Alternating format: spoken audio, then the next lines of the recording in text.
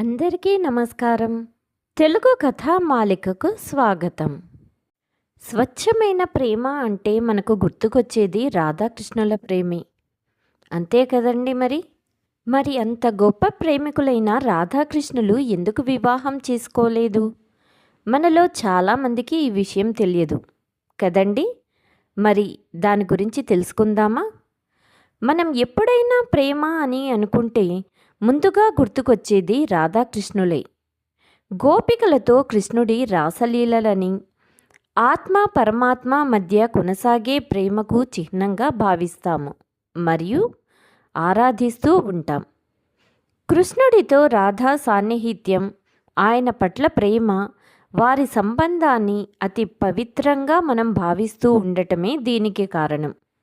ఇటువంటి ప్రేమను మన హిందూ మతం అత్యున్నత స్థాయిలో భక్తిలో ఒక రూపంగానే పరిగణిస్తుంది. వారి మధ్య ప్రేమ బంధాన్ని ప్రేమికుల రూపంలో ఆదర్శంగా చూపిస్తారు. పరస్పరం ఎంతగా ప్రేమించుకున్నా రాధాకృష్ణులు మరి ఎందుకు వివాహం చేసుకోలేదు? ఈ అంశంపై అనేక కథనాలు ప్రచారంలో ఉన్నాయి. అయితే మనలో చాలామందికి వారి ప్రేమ ఎలా మొదలయ్యిందో, వారి ప్రేమ కథ గురించి తెలియదు. ఇంతగా ప్రేమించిన రాధను కాకుండా కృష్ణుడు వేరే వాళ్ళని ఎందుకు పెళ్లి చేసుకున్నారు? కృష్ణుడి పెళ్లి తర్వాత రాధ ఏమయ్యింది? కృష్ణుడి భార్యలు ఎవరు? 16,000 మంది గోపికలను కృష్ణుడు ఎందుకు పెళ్లి చేసుకున్నాడు? రాధాకృష్ణుల పెళ్లి జరగకపోవటానికి కారణమేమిటి? ఇప్పుడు తెలుసుకుందాం. మొదటగా రాధ శ్రీకృష్ణుడి కంటే 5 ఏళ్ళు పెద్దది కదా మరి. వీరిద్దరూ ఎలా ప్రేమించుకున్నారు? శ్రీ మహావిష్ణువు ప్రతి యుగంలోనూ వివిధ అవతారాల్లో కాలానుగుణంగా జన్మిస్తారు. ఇది మన అందరికీ తెలిసిన విషయమే కదా. ఈ నేపథ్యంలో విష్ణు భార్య అయిన లక్ష్మీదేవి కూడా ప్రతి యుగంలోనూ ఆయనతో పాటే వివిధ అవతారాల్లో జన్మించి విష్ణువుకి, లక్ష్మీదేవి తన అవతారాన్ని మార్చుకొని విష్ణువుకి భార్యగా ఉంటుంది. విష్ణువు శ్రీకృష్ణుని అవతారంలో జన్మించడానికి ముందు ఏం జరిగిందంటే, ఈసారి లక్ష్మీదేవిని కొన్ని కారణాల వల్ల తనకంటే ముందుగానే జన్మించమని విష్ణువు కోరారు. అందుకు లక్ష్మీదేవి, మీకన్నా ముందుగా జన్మించడం నాకు ఇష్టం లేదని నిరాకరించింది. అయితే విష్ణువు లక్ష్మీదేవిని అనేకసార్లు బతిమలాడి చివరికి ఏదోలా ఒప్పిస్తారు. అందుకుగాను లక్ష్మీదేవి విష్ణువుకి ఒక షరతు పెడుతుంది. అదేంటంటే, నేను ముందుగా రాధా అవతారంలో జన్మిస్తాను, అయినప్పటికీ నా కళ్ళను తెరవను. మీరు కృష్ణుడిగా జన్మించి నా వద్దకు రాగానే మిమ్మల్ని చూసే వరకు కూడా నా కళ్ళను నేను తెరవను అని చెబుతుంది.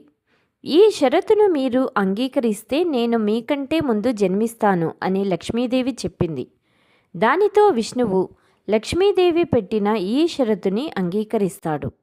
ఈ కారణం వల్ల లక్ష్మీదేవి ముందు భూలోకంలో రాధగా జన్మిస్తుంది. రాధ వయసు కృష్ణుడి కంటే ఎక్కువగా ఉండటానికి గల కారణం ఇదే. ఇక లక్ష్మీదేవి ఈ కారణంతో యమునా నది తీరాన ఒక పెద్ద కమలంలో పుడుతుంది. అలా పుట్టిన లక్ష్మీదేవిని అలా వెళుతున్న విషపానుడు అనే ఒక యాదవుడు చూశాడు. చిన్న పసిపాప నదిలో కమలంలో ఉండటాన్ని చూసి ఆశ్చర్యపోతాడు. భగవంతుడే తనకు ఈ బిడ్డను ఆశీర్వాదంగా ఇచ్చాడని బిడ్డను తీసుకొని తన ఇంటికి వెళ్తాడు. అలా ఆ దంపతులు ఆ బిడ్డను దత్తత తీసుకొని ఆ పాపకు రాధ అని పేరు పెట్టారు. రాధను ఆ దంపతులు ఎంతో ప్రేమగా పెంచుకుంటారు.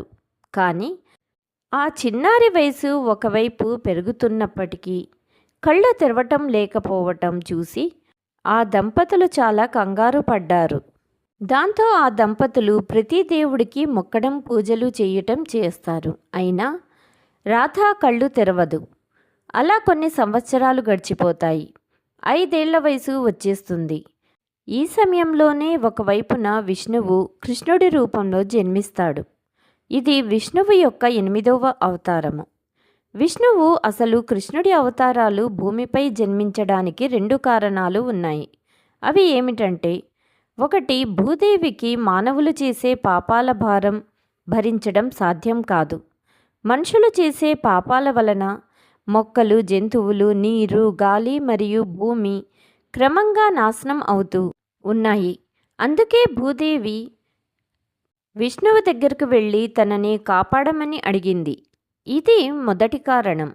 రెండవ కారణం, మధుర రాజ్యాన్ని పాలించే కంసుడు ఒక దుష్టశక్తిగా మారడంతో అతను చేసే పాపాలనేవి పరాకాష్ఠకు చేరిపోతాయి. ఇదే సమయంలో కంసుడి చెల్లెలు దేవకి వసుదేవుణ్ణి పెళ్లాడుతుంది. వీరిద్దరి వివాహం జరుగుతున్నప్పుడు ఆకాశవాణి ఇలా పలుకుతుంది: వసుదేవుడికి పుట్టిన సంతానంతో కంసుని మరణం సంభవిస్తుంది అని. అప్పుడు ఆ మాటలు విన్న కంసుడు వెంటనే తన చెల్లిని చంపడానికి కత్తిని తీస్తాడు. ఎందుకంటే తన చెల్లే లేకుంటే అసలు బిడ్డకి జన్మ ఇవ్వటం కాని పని. అయితే వసుదేవుడు అప్పుడు దేవకికి తనకి పుట్టిన బిడ్డను తనకి అప్పగిస్తామని కంసునికి మాట ఇచ్చారు. దాంతో కంసుడు చంపకుండా వాళ్ళిద్దరినీ జైల్లో వేస్తాడు. ఇక అప్పటి నుండి ఈ జంటకు పుట్టిన బిడ్డలను కంసుడు చంపేయటం జరుగుతుంది. ఇలా కంసుడు 7 బిడ్డలను చంపేస్తాడు. ఆ తరువాత 8వ బిడ్డను రక్షించమని విష్ణువుని ప్రార్థిస్తారు వాళ్ళు. ఇది రెండవ కారణం. ఇలా కంసుడిని చంపేందుకు భూదేవి కోరిక మేరకు తమ 8వ అవతారంగా భూమిపైకి కృష్ణుడి రూపంలో వస్తాడు. కృష్ణుడు పుట్టగానే కంసుడు తనని చంపేస్తాడని తెలుసు. కాబట్టి ఆ సమయంలో దైవ అనుగ్రహంతో జైలు తలుపులు వాటి అంతటా అవే తెరుచుకుంటాయి. కుండపోత వర్షం, తుఫానులు వస్తాయి. ఇదే సమయంలో వసుదేవుడు కృష్ణుణ్ణి కంసుడికి తెలియకుండా బయటకు తెచ్చి యశోద అనే స్త్రీ దగ్గర పెడతాడు. ఆ సమయంలోనే యశోద కూడా ఒక ఆడపిల్లను జన్మనిస్తుంది. ఆమె ప్రసవం ఎంతో కష్టంగా జరగడంతో పాప పుట్టే సమయానికి ఆమె స్పృహలో ఉండదు. దాంతో వసుదేవుడు ఆడపిల్ల స్థానంలో కృష్ణుణ్ణి ఉంచి ఆ పాపను తీసుకెళ్ళి మళ్ళీ కారాగారానికి చేరుకుంటారు. ఇక అప్పుడు లోపల ఆడపిల్ల ఏడుపు విన్న కాపలాదారులు కంసునితో ఇలా దేవకి ఒక ఆడపిల్లను జన్మనిచ్చిందని చెబుతారు. అప్పుడు కంసుడు వచ్చి కేవలం ఒక ఆడపిల్ల నన్నేం చేయగలదు అని, అయినా వదిలిపెట్టను అనే శిశువును పైకెత్తి నేలకేసి కొట్టబోతాడు. అప్పుడు కంసుడు చేతిలోనే ఆ పాప జారి ఎగిరిపోతూ నిన్ను చంపేవాడు మరి ఎక్కడో ఉన్నాడు అని చెప్పి మాయమైపోతుంది. అలా కృష్ణుడు పుట్టి యశోదకు చేరి రాజుకు పుట్టినా కూడా గోవుల కాపరిగా పెరుగుతాడు. ఇలా విష్ణువు కృష్ణుడి అవతారంలో బహుళపక్షం అష్టమి రోజున ఉరుములు మెరుపులతో వర్షం పడుతున్నప్పుడు జన్మిస్తాడు. ఇక ఇప్పుడు శ్రీకృష్ణుడు రాధని ఎలా కలిశాడో చూద్దాం. ఒక రోజున నారద మహర్షి రాధా వాళ్ళ ఇంటికి వచ్చారు. ఆ సమయంన రాధా తల్లిదండ్రులు ఇద్దరు కూడా నారద మహర్షిని ఒక విషయం అడిగారు. అది ఏమిటంటే, మా కూతురు కళ్ళు తెరిచి చూడటానికి ఏదైనా పరిష్కారం చెప్పండి అని వేడుకున్నారు. అయితే అసలు కారణాలు తెలుసుకున్న నారద మహర్షి దంపతులకు ఒక పని చేయమని చెప్పారు. వారి ఇంటికి యశోద కుటుంబాన్ని ఆహ్వానించమని చెప్పారు. ఆ భార్యాభర్తలు నారదుడు చెప్పినట్టుగానే యశోద కుటుంబాన్ని ఇంటికి ఆహ్వానిస్తారు. దాంతో యశోద కుటుంబంలోని యశోద, నందుడు, బలరాముడు, కృష్ణుడు వీళ్ళంతా రాధా ఇంటికి వచ్చారు. అలా శ్రీకృష్ణుడు రాధా ఇంటికి అడుగు పెట్టడంతోనే వెంటనే రాధ కళ్ళు తెరిచి శ్రీకృష్ణుణ్ణి చూసింది. అలా రాధ భూమి మీదకు వచ్చిన వెంటనే శ్రీకృష్ణుణ్ణి చూసింది. మరో అవతారంలో ఉన్న విష్ణువుని చూసింది. ఇలా చిన్నతనం నుండే రాధాకృష్ణులు కలిసి పెరిగారు. వీరితో పాటు ఎంతోమంది గోపికలు స్నేహితులుగా చేరిన కృష్ణుడు మాత్రం రాధనే ఎక్కువగా ఇష్టపడ్డాడు. ఇలా చిన్నప్పుడే రాధాకృష్ణులు ఒకరిని ఒకరు అమితంగా ప్రేమించుకునేవాళ్ళు. బృందావనంలో అందరూ వీరి ప్రేమ జంట గురించి మాట్లాడుకునేవారు. మనుషులు వేరైనా ఆత్మలు ఒక్కటే అనుకునేలాగా కలిసిపోయారు. బృందావనంలో ఉన్న గోపికలు అందరూ కృష్ణుణ్ణి ఇష్టపడినా కృష్ణుడు మాత్రం వారందరి ప్రేమ కన్నా రాధ ప్రేమనే ఎక్కువగా కోరుకునేవాడు. ఇలా ఎంతో గాఢంగా ప్రేమించుకున్న ఈ రాధాకృష్ణులు చివరకు కొన్ని కారణాల వల్ల విడిపోవాల్సి వచ్చింది.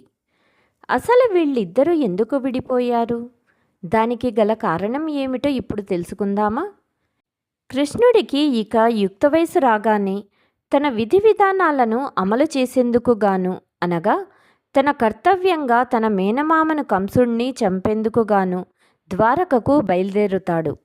ఆ సమయంలో రాధ కృష్ణుడికి అడ్డుపడి నన్ను పెళ్లి చేసుకుని నీతో పాటుగా తీసుకుని వెళ్ళమని కృష్ణుణ్ణి ప్రాధేయపడుతుంది. కానీ కృష్ణుడు కొన్ని కారణాల వల్ల అలా చెయ్యలేక వద్దని నిరాకరిస్తాడు. కానీ ఆ సమయంలో కృష్ణుడు రాధతో ఇలా చెబుతాడు: ఇద్దరూ వేరువేరు ఆత్మలతో ఉండేవారికి బంధం కావాలి. ప్రేమతో కలిసిన రెండు మనసులు కలవాలంటే వాళ్ళు పెళ్లి చేసుకోవాలి.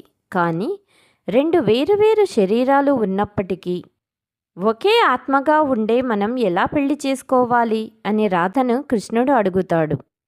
దానితో రాధకి అప్పుడే అర్థమయ్యింది ఏంటంటే తను ఎప్పుడూ శ్రీకృష్ణుడిలో ఐక్యమైపోయిందని. తనని కృష్ణుణ్ణి వేరు చేయటం లేదా వేరు కావటం అన్న ప్రశ్న లేదని, వీరి ప్రేమ పూర్తిగా విభిన్నమైనది అని, మేము ఒకరి కోసం ఒకరం కాదని ఇద్దరం ఒకటేనని రాధ అర్థం చేసుకుని కృష్ణుణ్ణి వెళ్ళనిస్తుంది.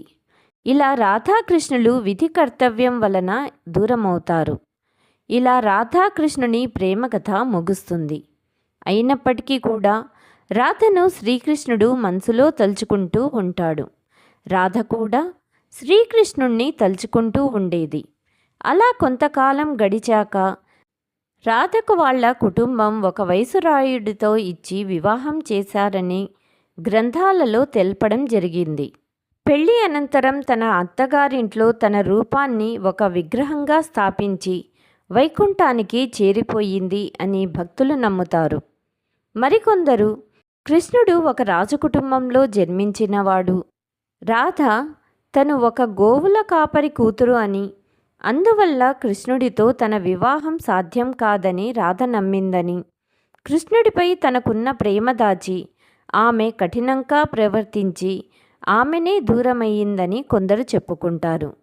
ఏది ఏమైనప్పటికీ ఇలా రాధాకృష్ణుల ప్రేమ ముగించడం జరిగింది. ఇక తరువాత కృష్ణుడు ఎంతమందిని వివాహం చేసుకున్నాడు, కృష్ణుడికి ఎంతమంది పిల్లలు ఉన్నారు అనే విషయానికి వస్తే, కృష్ణుడు 8 మందిని వివాహం చేసుకున్నారు. వారు రుక్మిణి, జాంబవతి, సత్యభామ, మిత్రవింద, నాగ్నజక, భద్రదేవి, లక్ష్మణ. వీళ్ళని అష్టభార్యలు అని కూడా అంటారు. 8 మందికి 80 మంది పిల్లలు ఉన్నారు. ఆశ్చర్యంగా ఉన్న ఇది నిజం. ఈ 8 మంది భార్యలలో రుక్మిణీదేవి, సత్యభామను శ్రీదేవి, భూదేవిగా మనం ఆరాధిస్తూ ఉంటాము. అయితే శ్రీకృష్ణుడు ఈ 8 మందితో పాటు మరో 16,000 గోపికలని పెళ్లి చేసుకున్నారు. ఇలా చెయ్యడం వెనకాల ఒక కారణం దాగి ఉంది.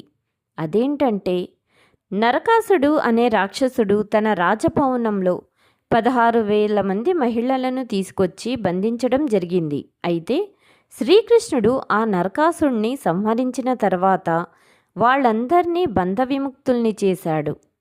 వాళ్ళందరినీ విడిపించి ఆ 16,000 మందిని తమ తల్లిదండ్రుల దగ్గరికి పంపించాడు శ్రీకృష్ణుడు. కానీ వాళ్ళు తమ పిల్లల్ని స్వీకరించడానికి నిరాకరించారు. దానితో వీళ్ళందరినీ శ్రీకృష్ణుడు అండగా నిలబడి వివాహం చేసుకున్నారు. ఇలా శ్రీకృష్ణుడు 16,000 మంది గోపికలను పెళ్లి చేసుకుని వారికి ఆశ్రయం కూడా కల్పించాడు. అంతేకాకుండా వీళ్లను గౌరవించేందుకు ఒక కోటని కూడా నిర్మించి ఇచ్చాడు. అయితే శ్రీకృష్ణుడికి ఇంతమంది భార్యలున్నా గోకులాష్టమిన రోజు రాధనే ఎందుకు పూజిస్తారు? దీని వెనుక కూడా ఒక కారణం ఉంది. అదేంటంటే శ్రీకృష్ణుడికి వివాహమైన తర్వాత ఒకరోజు శ్రీకృష్ణుడికి వచ్చిన తలనొప్పిని తగ్గించేందుకు వాళ్ళ సతీమణులు ఏం చెయ్యాలో అర్థం కాక కంగారు పడుతుంటారు. ఇక అదే సమయంలో ఆ వైపు నుండి వెళ్ళే నారదుడు అక్కడికి వస్తాడు. నారదుడు శ్రీకృష్ణుణ్ణి చూసి, నారాయణ నారాయణ, ఏంటి శ్రీకృష్ణ, ఏదో తీవ్రంగా బాధపడుతున్నారు అని అడుగుతాడు. అందుకు శ్రీకృష్ణుడు, నాకు తలనొప్పిగా ఉంది నారదా అని చెప్పాడు. మరి దీనికి పరిష్కారం ఏమీ లేదా అని నారదుడు శ్రీకృష్ణుణ్ణి అడగగా, శ్రీకృష్ణుడు ఇలా చెబుతాడు, నాకు ప్రియమైన వాళ్ళు, నన్ను అమితంగా ప్రేమించేవాళ్ళు ఎవరైనా తమ అరికాలి మట్టిని తెచ్చి తన తలకి రాస్తే తగ్గిపోతుందని చెప్తాడు. అంతేకాదు, అలా అరికాలి మట్టిని ఇచ్చేవారి ధూళితో పాటు వాళ్ళు చేసిన పాపపుణ్యాలు కూడా నాకే చెందుతాయి అని శ్రీకృష్ణుడు అంటాడు. దానితో నారదుడు శ్రీకృష్ణుడి భార్యలను ఇలా, మీరు ఎవరైనా మీ అరికాలి మట్టిని ఇస్తారా అని అడిగాడు. కానీ వాళ్ళంతా నిరాకరించారు. ఎందుకంటే అలా చేస్తే ఎక్కడ వారి పుణ్యం పోతుందో అని భయం. దానితో చివరకు నారదుడు శ్రీకృష్ణుడి ఇష్టసఖి అయిన రాధ దగ్గరికి వెళ్ళి ఇలా చెప్తాడు. ఆమె మరో ఆలోచన లేకుండా తన అరికాలి ధూళిని వెంటనే తీసి నారదునికి ఇస్తుంది. నారదుడు దాన్ని తీసుకొని ఇలా అడుగుతాడు, రాధమ్మ, నువ్వు నీ అరికాలి మట్టిని ఇచ్చేశావు, మరి నువ్వు చేసిన పుణ్యం శ్రీకృష్ణుడికి పోతుంది కదా అని ప్రశ్నించాడు. అందుకు రాధ, నా దేవుడు శ్రీకృష్ణుడి తలనొప్పి తగ్గడమే నాకు ముఖ్యం. దాని ముందు నేను చేసుకున్న పుణ్యం ఏమీ పెద్దది కాదు అని సమాధానమిచ్చింది. దానితో నారదుడు శ్రీకృష్ణుడి దగ్గరకు వెళ్ళి ఆ మట్టిని ఇచ్చేందుకు చూడగా, శ్రీకృష్ణుడు మనసులో, రాధ అలా పవళించి కనపడింది. ఇలా శ్రీకృష్ణుడు రాధ ఇచ్చిన తన పాదధూళిని తలకు రాసుకోవడం వలన తన తలనొప్పి తగ్గిందని పురాణాలలో చెప్పడం జరిగింది. ఏది ఏమైనా ఇంతగా ప్రేమించుకున్న రాధాకృష్ణులు పెళ్లి చేసుకోకపోవటం భక్తులను బాధించదగ్గ విషయమే. ఇదండి రాధాకృష్ణుల ప్రేమాయణం. రేపు మరొక కొత్త కథనంతో మీ ముందు ఉంటాను. ఈ వీడియో మీకు నచ్చినట్లయితే please like, share and subscribe my channel. Thank you.